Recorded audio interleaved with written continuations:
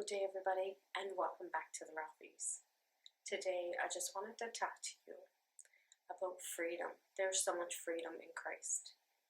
When people are outside of Christ, they go through all the things mentally, emotionally, that are so draining, so draining. I've heard people confess it. I've been around people that are this way. Without Christ, we worry. We feel so insecure. We feel like we have to control situations. We have no confidence. We always feel that there's lack. But when we're in Christ, we don't have any of those things. We know that we're more than a conqueror. We know that God is going to provide no matter what. We know that He has our steps ordered. And so whatever step we take, we have such complete trust in Christ that we know He's going to see us through whatever situation we go through.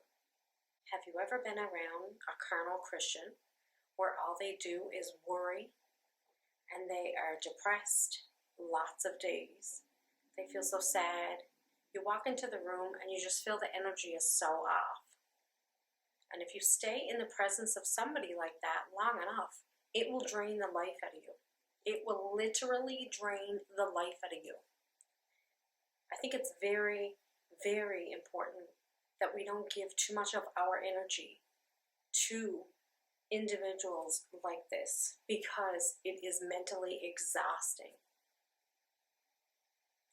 My mom, even to this day, she can't get everything her way, and if she can't have control over situations, she gets very upset. Very upset. It's always like you're walking on eggshells when you're around people like this. And what's even more worse for me is that when somebody claims they're a Christian, but they're a carnal Christian, meaning that they're walking in their own flesh, they're not trusting God. They're still trying to take care of all the situations. But when you walk in the Spirit of God, you get to sit back with ease and you get to relax. And you get to know, like I said earlier, that He's in control. And if He's in control, why should I fear when the Lord has everything in store for me? Why do I need to fear? I need to fear not. Yes, in my childhood, I was born and raised in a house where situations always had to be controlled. I watched my mom worry. My mom was always obsessed that everything had to be perfect. She had to control situations. If she didn't get her own way, she was angry. These are some signs of a carnal Christian. But again, when you're walking in the Spirit of God and you're walking in the truth of who God is, you can have and you can relax in who He is. You know that He's looking out to your best interests. So needless to say, in my childhood, I had a lot of days where I had to watch my mom be this way. And even though she was this way, I knew that I had to get away from the house as soon as I could. So as soon as I got old enough, I left home. But then when I left my home, I thought I was going to leave that in my past. And I thought as soon as I moved out, everything was going to be perfect and I was going to be best kind. No, I was 15. I wasn't even 20 years old. I was 15 and I moved out with a gentleman and we got our own place. But I went out of the fat and into the fire, as you probably heard me say in other videos. And so when I moved in with him, he was more controlling than what my mom was. It was crazy. It was crazy. What a roller coaster. And I was with him 12 years. But in that 12-year period, I left him 4 times and I went back to him 4 times. And so some of the events with me being with him over those 12 years, like I said, he was worse than what my mom was. He clocked my kilometers on the car. I had to be home and do the things he wanted done all the time, constantly. He just wanted to control everything, like to the core. I thought my mom was bad. Well, this guy was even worse. He told me when I would go to work and when I wouldn't work. Mind games. I mean, I recognize now that in my childhood, my mom played a lot of mind games too. But with this guy, he played a lot of mind games. A lot. Like after we had our baby, I remember a time where him and I were having an argument, and our baby was like, I think she was 3, 4 years old, and I was in the bathroom shaving my legs, and we were having a disagreement, and he came in and he took, I don't know if it was a Tylenol or an Advil bottle, and he put all the pills in his hands, popped them all in his mouth. And I said to him, I said, what are you doing? And anyway, he quickly left the bathroom, and what he did next was crazy. We lived in like a 3-story building, and he left our home with my little girl outside, like in the living room area. And he left, and he went down 3 flights of stairs around the corner of the building. I got out of the bathtub with shaving cream all over my legs, had to wipe it off really, really quick, pick up my little girl, go down over the stairs, make sure he was okay, said to him, come on, I need to take you to the hospital, we need to get your stomach pumped, because I seen that he put it all in his mouth. And there was a couple of neighbors out around that day, and he turned the situation around at the drop of a dime and was like, what is wrong with you? Look at you. What are you doing? What are you running for?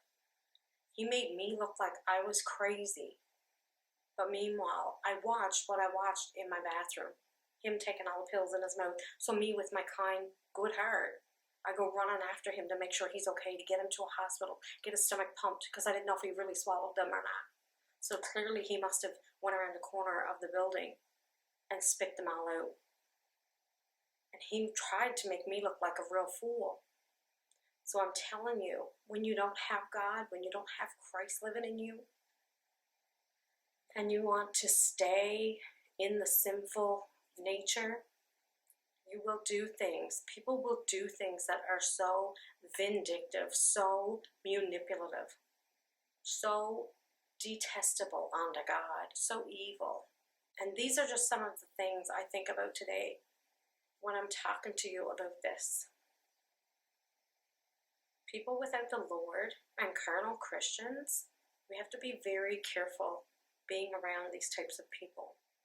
Nobody's perfect, no. But when you're walking in the Spirit of God, your motive, your heart, your body, your mind, your spirit is connected with God, and you don't want to do anything that's offensive to God.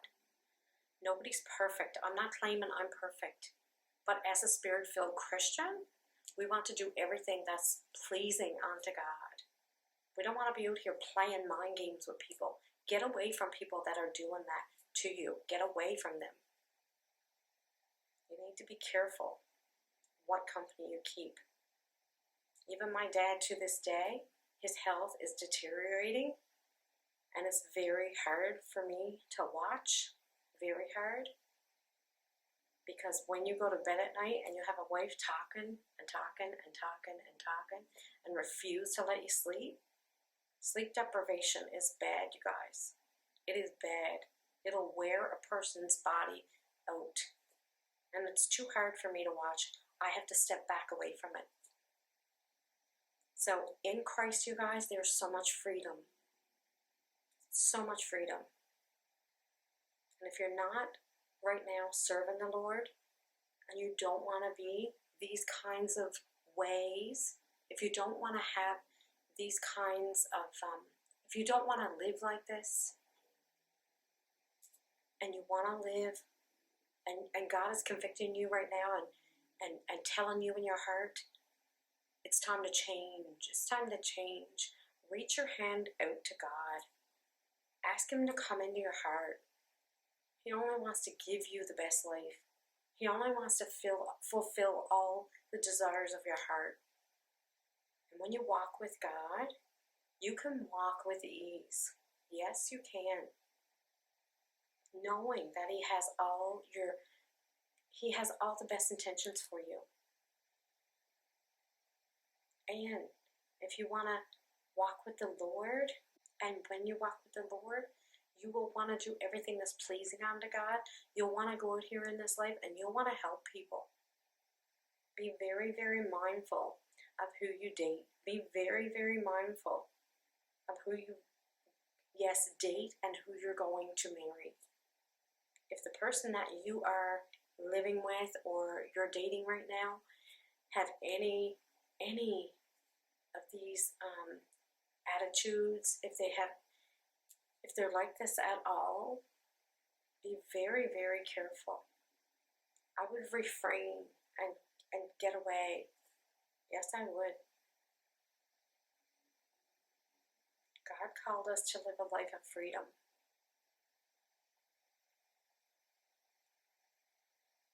Not control, not mind games. He only wants what's best for you. And since I left that gentleman, after 12 years of being with him for the last time, I had a 3-year period where I was single. I had a lot of acquaintances, lots of friends, and nothing ever worked. Nothing never worked. Till one day I cried out, I said, Lord, I do not want to live the rest of my life alone.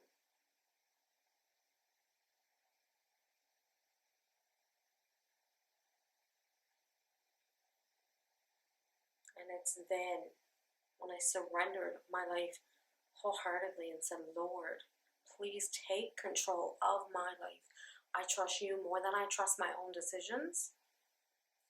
That's when I found my current husband today. He was in my path. God put him in my path. I am not at all declaring that my husband is perfect. Not at all. We're all imperfect. But I tell you something right now. My husband today does not control. He does not manipulate. He's not vindictive. He allows me to be who I am. I allow my husband to be who he is. We love each other. We both, the foremost, the top, the foremost in our relationship, our marriage, is God. If God is not the head, our marriage, we know, won't work. We've already had that conversation a long time ago. We're together now 13 years. And we're not perfect, not at all. But when two people come together with the same desires, the same goals, recognizing that God is first and foremost in the marriage, the relationship, the marriage, your marriage will work. I pray that this blesses somebody today. Jesus wants to do in your life what he's done for me. I pray that this resonates with somebody today. Whatever God has done for me, he wants to do it for you. Yes, he does. I love you guys so, so much. Until the next one, you guys.